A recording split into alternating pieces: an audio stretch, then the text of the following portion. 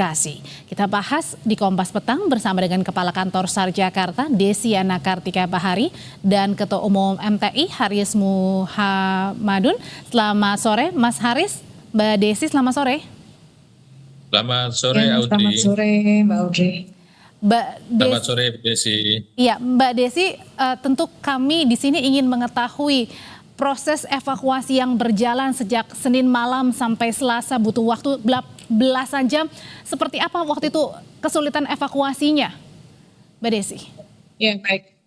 Baik, terima kasih. Dari info awal yang kami dapatkan itu sekitar pukul 21.24 ya, itu tanggal 27 malam. Dan kami langsung merespon dari unit siaga SAR Bekasi, unit kami yang terdekat itu jaraknya sekitar tidak sampai lah, pokoknya 10 menit sudah sampai. Dan kami langsung lakukan asesmen di situ dan ternyata ada beberapa korban yang masih selamat dan itu kondisinya terhimpit atau terjepit oleh material dari kereta. Kemudian kami lakukan evakuasi segera mungkin dengan melihat juga kondisi dengan kehati-hatian dan kami juga memperhatikan ya agar supaya tidak ada istilahnya untuk kami evakuasi dalam keadaan utuh gitu ya, tidak ada yang teramputasi, sehingga itu perlu pelan-pelan kami lakukan dari mulai jam 10 sampai dengan jam 7.30 sudah selesai semuanya, baik yang hidup dan meninggal. Mungkin itu yang bisa kami sampaikan sebentar. Oke, Mbak Desi, ini kita sekarang putarkan kembali Mbak Desi dan kawan-kawan. Ini pada saat apa nih, malam hari, dini hari atau gimana Mbak Desi di visual ini Mbak Desi? Ya, ini pada saat kita akan memotong itu material untuk mengangkat salah satu korban ya, kakinya masih terjepit material, itu ada yang di atas juga mungkin tampak reruntuhan yang memang tidak stabil ya. Jadi kami bersihkan dulu itu kan sambil kami nanti potong yang di bawah dengan alat ekstrikasi begitu. Oke, Mbak Desi, jadi pada saat melakukan langsung evakuasi ketika mendapatkan telepon, tim SAR apakah juga menganalisa terlebih dahulu kesulitan-kesulitan karena kan secara kasat mata ini pasti sulit sekali ya Mbak Desi ya untuk menyelamatkan sebanyak mungkin korban.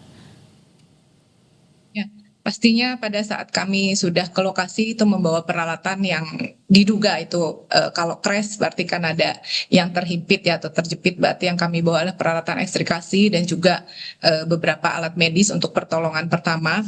Dan pada saat di lokasi memang itu kami lihat semua beberapa sudah terevakuasi, tinggal yang ada di gerbong yang dilihat sekarang ini yang perlu waktu karena materialnya juga cukup keras sehingga kami harus perlahan-lahan karena di situ ada kaki korban ya, jadi supaya tidak mengenai itu harus dengan teknik yang khusus lah di sini yang kami lakukan begitu. Mohon maaf mungkin tidak dimention terlalu detail Mbak Desi, tapi kalau kita lihat kan ada juga yang langsung mendapatkan tabung oksigen ya. Saat itu bagaimana cerita warga? Sesak nafaskah atau seperti apa? Ini juga teman-teman tim SAR juga mendapatkan oksigen ya Mbak Desi?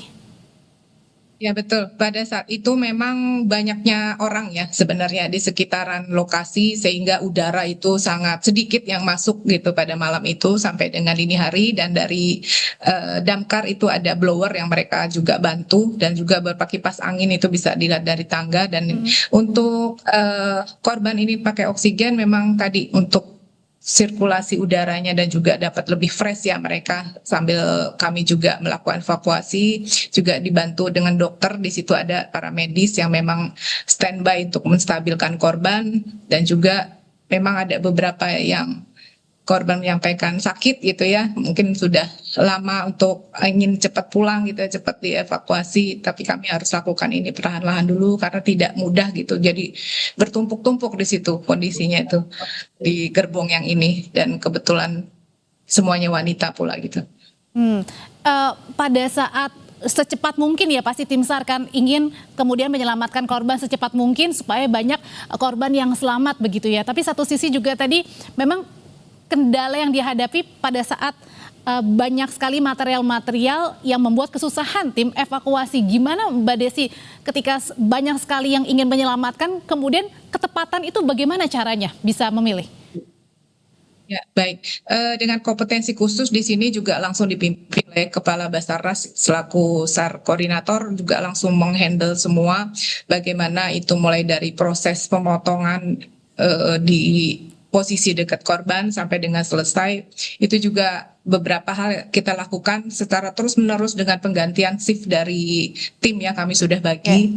Jadi ada selalu lelah gantian seperti itu. Karena alatnya cukup berat juga untuk mereka pegang. Gitu.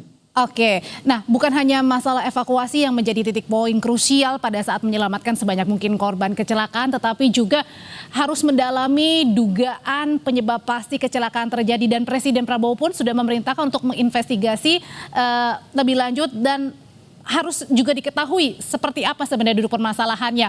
Saya mau nanya ke Mas Haris. Mas Haris, ini berbagai spekulasi sudah bermunculan. Ada yang mengatakan bahwa karena dari taksi begitu yang mendadak mati di tengah rel. Kemudian juga ada spekulasi lainnya. Gimana cara memetakan bahwa apakah rangkaian demi rangkaian kecelakaan ini menjadi akhirnya linear, artinya karena yang awal, apakah ini bisa saling berkaitan dengan kejadian yang B?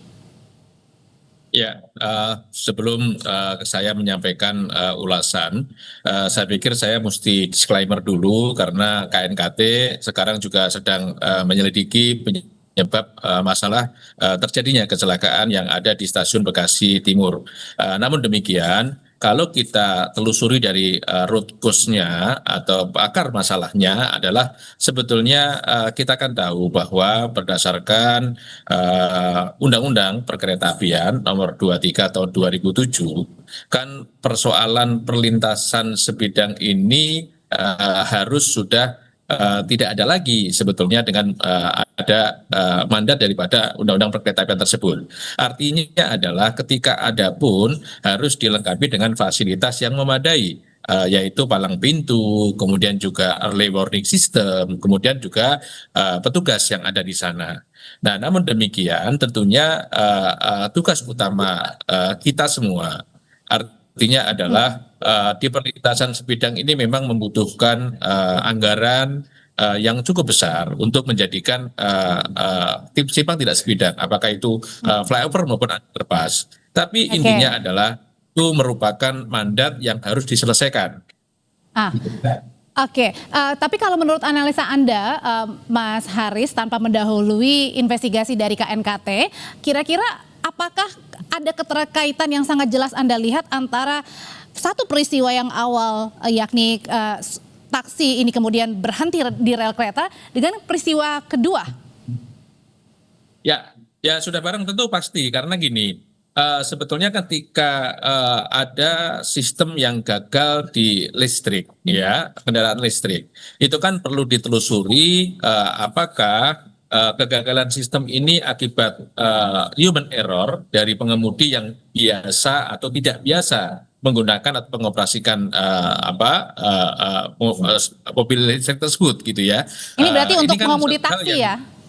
Ya betul, itu kan harus ditelusuri apakah itu human error atau dari kendaraan listriknya, atau mungkin dari sisi infrastrukturnya, yaitu perlintasannya. Ini kan banyak hal yang menjadi penyebab itu. Tapi ketika itu pun sudah terjadi misalnya, kan mestinya ada SOP, ya.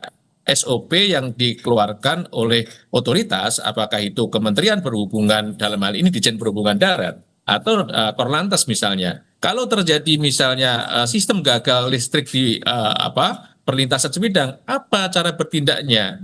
Nah, ini kan mesti satu hal lagi. Nah, hal berikutnya adalah ketika itu sudah ada gangguan di perlintasan sebidang, maka sistem yang bekerja adalah sistem persinyalan atau proteksi pengamanan dari operasional perkeretaapian itu sendiri. Nah, ini yang tentunya sistem yang kedua ini juga harus dilihat, gitu loh. Berarti antara satu peristiwa awal, Mas Haris, berarti antara satu peristiwa awal yang taksi itu dan kemudian yang kedua ketika kereta Argo Bromo menabrak komuter lain, ini saling keterkaitan, Anda duganya seperti itu? Ya betul, karena gini, kalau satu sistem gagal, ya katakanlah misalnya ini sekarang sedang ada evakuasi misalnya, atau sedang ada kerumunan, berarti kan ada obstacle dalam pergerakan perjalanan kereta api. Nah, mesti ada sistem yang kedua, yaitu proteksi keamanan perjalanan kereta api, yaitu persinyalan dan telekomunikasinya, itu harus jalan, gitu loh. Kan kita tahu nih, mesti ada upgrade lah, katakanlah sistem itu. Kita banyak sekali pelajaran lah. Ketika misalnya kereta cepat Jakarta Bandung misalnya, ada katakanlah biawak saja yang ada di jalur mereka, itu langsung berhenti, ada otomasi, ada alert gitu loh. Nah ini kan mestinya karena ini belum upgrade, maka SOP-nya, Oke. standarnya itu yang mestinya harus diinvestigasi lebih lanjut. Apakah misalnya petugas-petugas yang harus Oke. berkomunikasi di Stasiun Bekasi dan Stasiun Bekasi Timur yang bertanggung jawab terhadap persinyalan itu sudah bekerja sesuai dengan SOP enggak gitu loh. Nah ini kan perlu kita tunggu investigasi Oke. KNKT. Berarti ini artinya masih menyeluruh dan kemudian masing-masing masih tanda tanya ya, apakah ada hubungannya dengan SOP yang dijalankan sudah baik atau belum, persinyalan termasuk juga dengan keadaan sopir dan kendaraan listrik taksi tersebut ya. Terima kasih kalau gitu untuk ulasannya Mas Haris, Mbak Desi, selamat petang Bapak dan Ibu.